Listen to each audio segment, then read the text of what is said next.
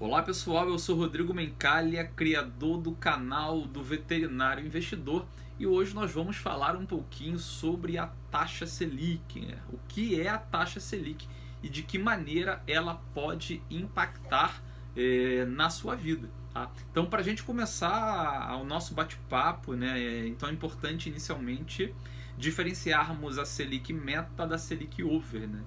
Então, o que nós habitualmente vemos na televisão, ouvimos nos noticiários, né, isso ficou muito intensificado desde do início da pandemia. Estamos falando da Selic Meta, tá? Que é uma taxa estabelecida por um órgão, né, que nós chamamos de Copom, né, que é o Comitê Monetário, né, o Comitê de Política Monetária em nível nacional. Então o Copom, ele, a cada 45 dias ele tem uma meta da taxa de juros. E essa taxa de juros ela serve basicamente para quê? Para controlar o consumo da população através de juros, né? Através de juros aí que vão incidir aí sobre uma série de questões.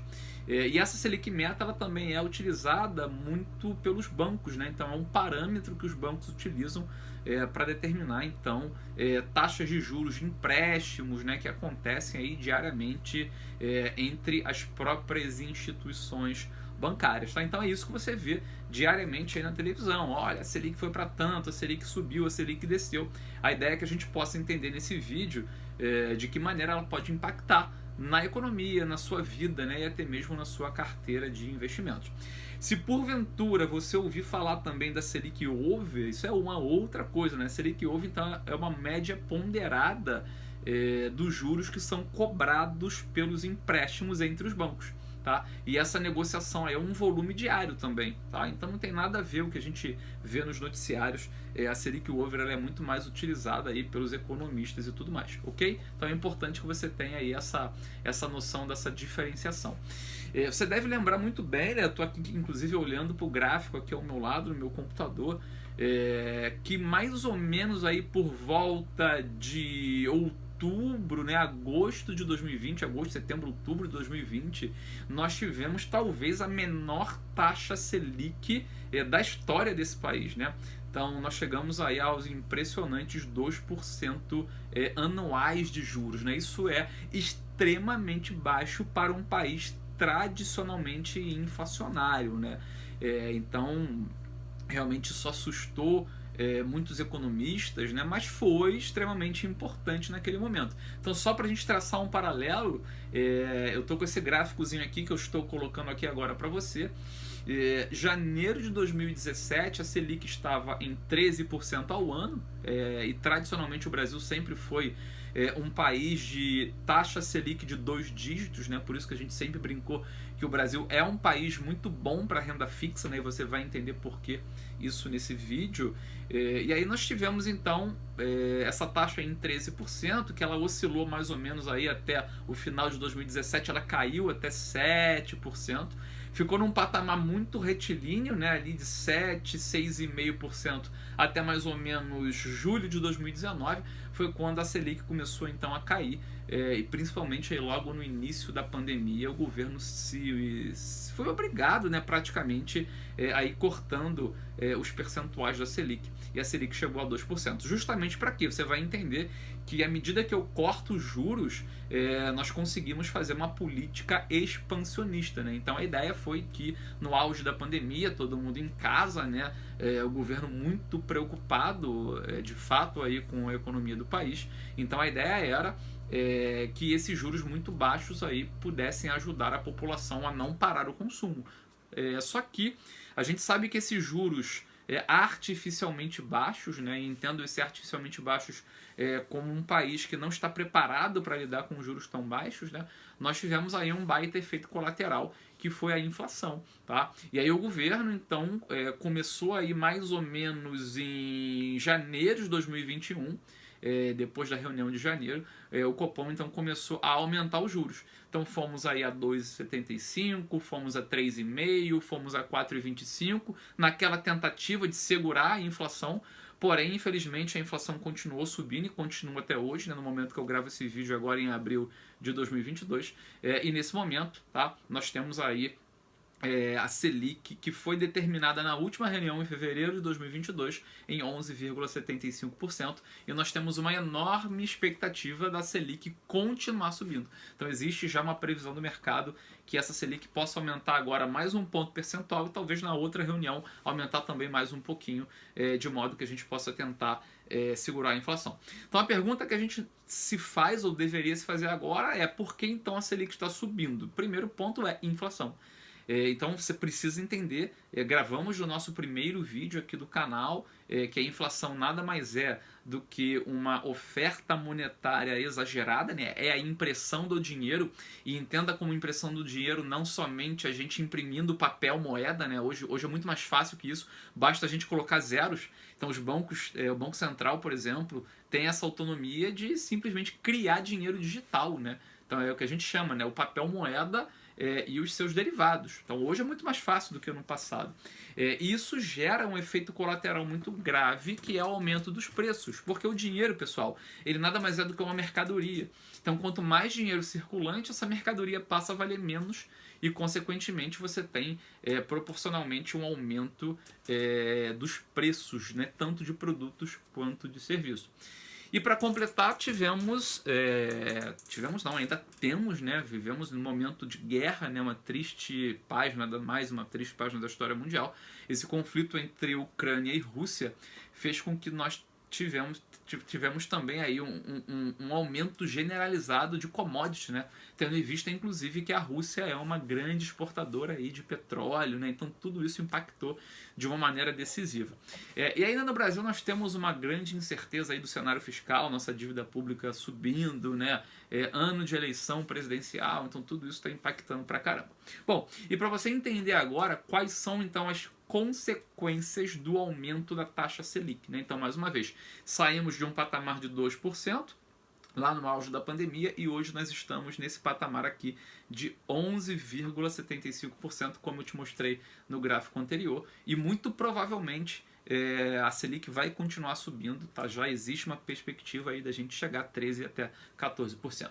Bom, o que isso impacta então para o consumidor, né? Então vamos pensar em nós enquanto consumidores, né? Quando o Copom ele aumenta a taxa Selic, o crédito ele fica mais caro, tá? E consequentemente é um desestímulo para que a população continue a consumir e, consequentemente, a produção também cai. Isso é intencional, tá? Então, a ideia do Copom é uma política agora contracionista para conter essa circulação de dinheiro e, consequentemente, a inflação, ok? Então, hoje é mais caro pegar empréstimo, hoje é mais caro financiar um carro, hoje é mais caro financiar uma casa, um apartamento, hoje é mais caro fazer tudo, tá? Então, isso é de propósito, né? Então, nós estamos hoje tentando remediar um efeito colateral de uma política expansionista que nós tivemos aí no início da pandemia.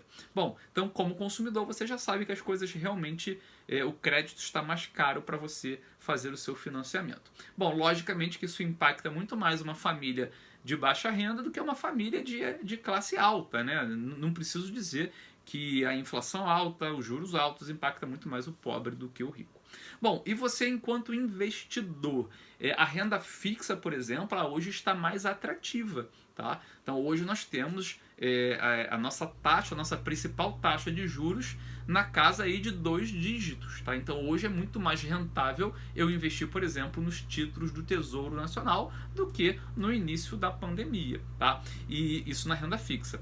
Quando a gente avalia agora as empresas, então as empresas com juros maior, o seu custo operacional sobe, tá? Então o custo de capital que a gente chama das empresas hoje está muito, muito maior. Portanto, a gente tem um desestímulo, mais uma vez, tá? De modo que essas empresas também segurem o seu capital. Então hoje, as empresas da Bolsa de Valores, por exemplo, elas precisam se alavancar, tomar dívida para crescer. Então hoje a empresa fala assim, não, está muito caro, o custo da dívida está muito caro, eu vou segurar a onda. Então as empresas passam a ter menos receita, a ter menos lucro operacional de um modo geral, a não ser aquelas empresas que talvez consigam passar isso para o consumidor, como as empresas de energia, por exemplo, os bancos, as seguradoras, tá? Mas de um modo geral, as empresas acabam também ficando um pouquinho mais nessa política contracionista. Isso impacta a renda variável, né? Então assim, ó, além da renda fixa estar pagando melhor, né, hoje por conta da Selic alta, né, estamos em 2 dígitos, a renda fixa ela tem muito menos risco, né? Então, poxa, por que eu vou botar meu dinheiro na renda variável tendo em vista que a renda fixa está pagando bem, né? Isso é o pensamento de muitos investidores, tá? Então sai muito dinheiro da renda variável para a renda fixa e é por isso que a bolsa de valores começa a cair, né? As suas ações começam a ser desvalorizadas, né? Mas nesse momento a gente entende também que eu tenho boas oportunidades de comprar empresas por um preço menor. Bom, e quando eu penso no Estado, né? Vamos pensar agora no Brasil. Os gastos, né, com os custos e a rolagem da dívida, né, ou seja, a dívida pública do Brasil a gente sabe que é muito alta, a dívida pública aumenta com a Selic alta, né? Por quê? Porque para você comprar títulos do governo, tá? Então quando você pensa no tesouro, né, a gente chama de tesouro direto, mas está errado esse termo, né? O tesouro pré-fixado, o tesouro Selic, o tesouro IPCA. Então o governo hoje está te pagando taxas mais atrativas para você emprestar dinheiro para ele. Então consequentemente está mais caro para o governo sustentar isso. Então a dívida pública, normalmente ela explode, né? Nós temos aí uma dívida pública em grande escalada no momento que eu preciso aumentar a taxa de juros, tá? Então essa é a ideia, tá, pessoal? Então passamos aqui por vários cenários aí da economia para que a gente possa entender. Eu estou olhando inclusive o gráfico, né? Vou botar aqui para você mais uma vez. Hoje a dívida pública, tá, brasileira, a dívida bruta, está na casa aí dos 80,3% do PIB, tá? Então 80% do nosso PIB está comprometido com a dívida pública, tá? Entenda essa dívida pública também como pagamento desses títulos de dívida, né, que nós investidores estamos comprando, tá? Então só para vocês terem ideia, tá? Nesse gráfico aqui nós temos então, chegamos a 6,97 trilhões de dívida pública, tá? Então isso é uma grande complicação que nós temos quando a Selic aumenta também. Bom, qual será então o impacto do aumento da Selic então nesse ano aí de 2022, né? Então nós aumentamos as taxas de juros, tá, dos bancos, tá? Então vimos que é mais caro tomar dívida, pegar empréstimo, então não é momento da gente financiar nada, tá? Essa é uma grande realidade. É o momento da gente comprar título público. Então olha como é que você pode usar isso a seu favor. Hoje, se você financia um apartamento, está mais caro para você pagar. Agora, o governo está te pagando melhor para você emprestar dinheiro para ele. Então hoje é mais atrativo você colocar o governo para pagar essas taxas para você, tá? É aquilo que a gente costuma dizer, né? Aquele que sabe ganha dinheiro nesse momento, aquele que não sabe, infelizmente, gasta dinheiro, principalmente por conta desses juros, né? Então, como eu já coloquei, a rentabilidade de vários títulos públicos, né, vários investimentos da renda fixa hoje estão muito mais atrativos. Bom, e como que o Copom, né, como que esse comitê monetário ele faz para alterar a taxa Selic? Então, primeiro, existe essa reunião, que é a cada 45 dias, ok? Onde eles definem a meta Selic. Então, o Banco Central, através do Copom, vai falar assim, ó, a Selic agora ela vai a, sei lá, 12,75%. Vamos supor que ela suba aí 1 ponto percentual. Então, como que o Banco Central faz isso? O Banco Central ele atua ou comprando ou vendendo títulos públicos. Ele não pode emitir, tá? Quem emite é o Tesouro Direto, né? Que é a plataforma lá do governo, né? Mas ele pode interferir comprando ou te vendendo mais. Então, no caso de uma elevação da Selic, que foi o que aconteceu agora, né? Esses títulos, então, eles são vendidos pelo Banco Central com taxas mais atrativas. Então, por exemplo, quem comprou o Tesouro pré-fixado em julho de 2020, por exemplo, com a Selic em 2, o governo estava te falando assim, olha, compra aqui essa dívida pública e eu vou pré-fixar essa taxa para você aqui em, sei lá, 2,80%, 3%. Legal, só que a Selic era 2%, a inflação estava controlada. Hoje, com a inflação em mais de 11% e com a Selic em quase 12%, subindo para 13%, ele tá te pagando mais de 12%. Então, hoje, para você comprar um título pré-fixado é o seguinte: Rodrigo, olha só, estou te vendendo um pré-fixado aqui a 12% ao ano de rentabilidade. Há 2 anos atrás, ele estava me vendendo a 2%. Então, é muito mais vantajoso hoje para mim colocar o meu dinheiro rendendo 12% ao ano nesse título de dívida do governo do que em 2020 rendendo 2% ao ano. Vocês concordam comigo? Então, isso é muito importante que você entenda. Hoje, esses títulos estão sendo vendidos com taxas maiores, tá? De modo que o governo então ele possa manipular essa taxa Selic, tá? Então, isso aí é meta aí do Banco Central. Legal? Bom, e os impactos da Selic, então, na economia, né? Então, assim, ó, no curto prazo, em um cenário que as taxas de juros estão baixas, né? Vamos pensar assim, ó, o crédito, naturalmente, ele se torna muito mais barato. Então, vamos supor, 2020 era isso, né? Selic em 2%, crédito baixo e a população, ó, comprando, dinheiro circulando, dinheiro circulando, dinheiro circulando. Qual é o efeito colateral disso? Inflação. Legal? E aí o que acontece? Por outro lado agora, ó, Selic deu um pulo, né? Já na casa dos 2 dígitos, subindo aí, quem sabe até a 15%. Então, crédito difícil, crédito caro, famílias endividadas. Então, o dinheiro hoje passa a circular menos. Entende? Então a ideia é que agora a população consuma menos, tanto produtos quanto serviços, para que nós possamos controlar a inflação. Então hoje você aprendeu qual é o papel então da Selic. E vimos inclusive que essa taxa ela pode impactar diretamente os seus investimentos, especialmente o quê? Boas oportunidades em títulos públicos, tá? Porque está pagando na casa de 2 dígitos, e uma desvalorização momentânea da renda variável. Então as ações em relação a 2020 estão mais baratas, os fundos imobiliários também. Boa oportunidade de você comprar baratinho, tá? Entenda que tá tudo na promoção ali. O dia que voltar a subir, não sabemos quanto, né, como é renda variável, não podemos bater esse martelo, mas você pode pensar dessa maneira. Bom, uma última correlação aqui para a gente fechar. E o câmbio, né? Nós estamos vendo nesse momento aqui que eu gravo o vídeo que o dólar está caindo, né? Saímos de um dólar que bateu a R$6 e hoje, tá? No dia aqui, nem lembro que dia é hoje, né? Meados de fevereiro de 2022, provavelmente dia 18, o dólar bateu 4,65. Então o dólar se desvalorizou frente ao real. Cuidado que eu posso ter uma armadilha aqui. Então existe uma tendência, pessoal, da nossa moeda se valorizar toda vez que o juros está alto, né? Por quê? Imagina o seguinte, ó, os juros nos Estados Unidos hoje ainda está baixinho, tá? Vai subir, tá? O Fed lá já anunciou, mas hoje está baixinho. Então você, um investidor global, vai investir nos Estados Unidos que te paga menos de 2% ao ano, ou vai investir no Brasil que te paga 13, 14, às vezes 15% ao ano? Bom, hoje, dentre os países emergentes, o Brasil virou a menina dos olhos, tá? Por quê? Porque a Rússia saiu do cenário, a Rússia entrou em guerra. Então a Rússia hoje estaria na nossa frente, mas ela está fora desse jogo, né? Então hoje nós vamos investir em quem? No Brasil. Então o dinheiro do exterior começou a entrar no Brasil. Cuidado que esse dinheiro é um dinheiro especulativo de curto prazo, tá? Mas no momento nós tivemos uma grande injeção de capital estrangeiro no Brasil. O que acontece? Nós então valorizamos a nossa moeda. Olha lá, estamos atraindo dólares para o Brasil, consequentemente o nosso real acabou se valorizando. Muito cuidado, eu vou fazer aqui um contraponto, vou falar mais disso no vídeo sobre a relação dólar-real. Temos outras métricas para analisar. O risco Brasil está subindo, né? O risco fiscal do Brasil está subindo.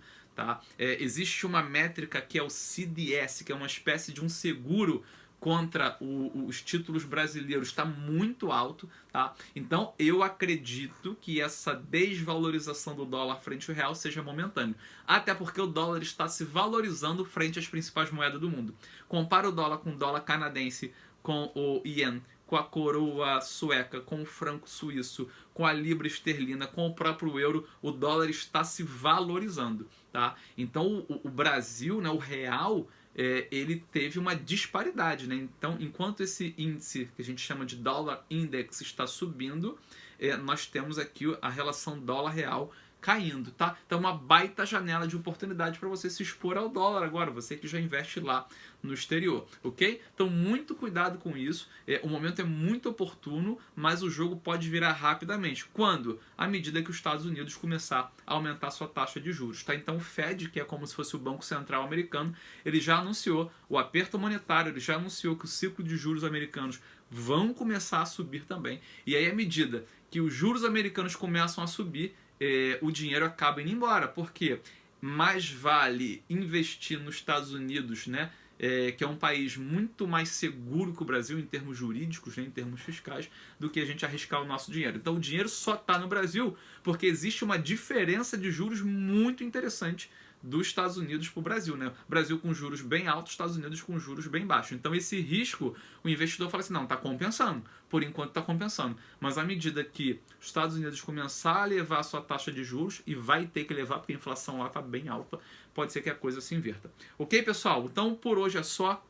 Agradeço aí a companhia de vocês, espero que vocês tenham entendido bastante sobre a taxa Selic, como ela impacta na economia, nos nossos investimentos, é extremamente importante. No próximo vídeo a gente vai falar então um pouquinho sobre essa dinâmica do real e do dólar. Forte abraço a todos e até a próxima.